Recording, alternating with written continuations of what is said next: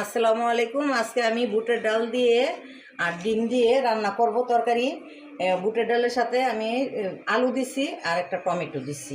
এখন ডিমটা তেলে নিব। কড়াতে তেল দিয়ে দিলাম ডিমটা টালার জন্য।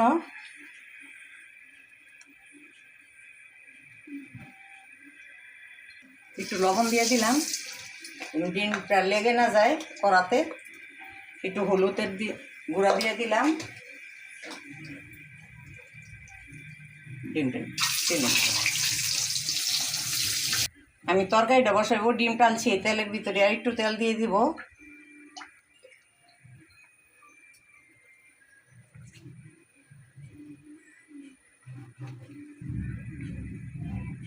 দারচিনি, এলাচ, তেজপাতা দিয়ে দিলাম। পরিমাণ মতন পেঁয়াজ দিয়ে দিলাম। পেঁয়াজটি লাল লাল করে নিব।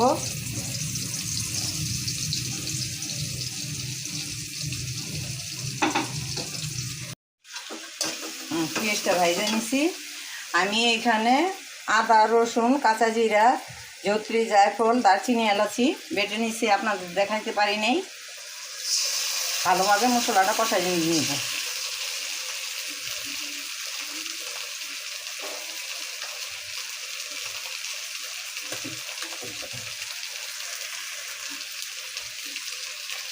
ধনিয়ার গুঁড়া দিয়ে দিলাম পরিমাণ মতন।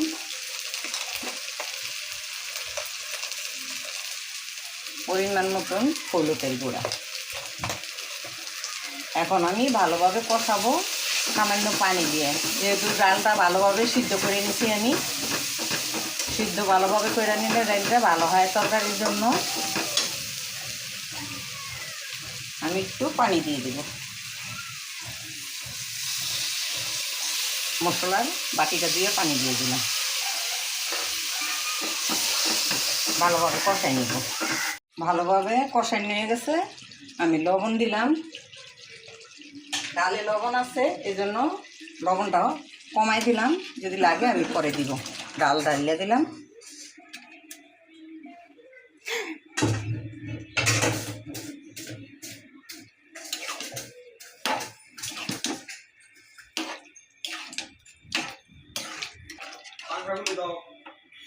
এই যে ডালটা কত সুন্দর কালার আসছে।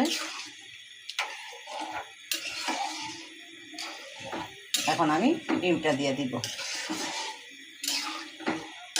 বলক আসলে ডিম দিব।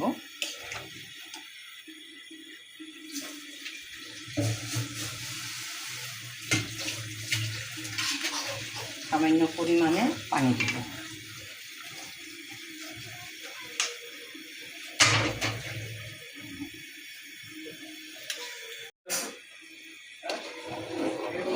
তরকারিটা হয়ে গেছে। আমি এখন ডিম ছেড়ে দেব।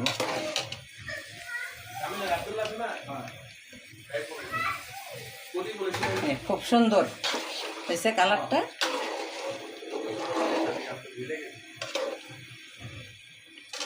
হয়ে গেছে, চুলা অফ করে দিলাম।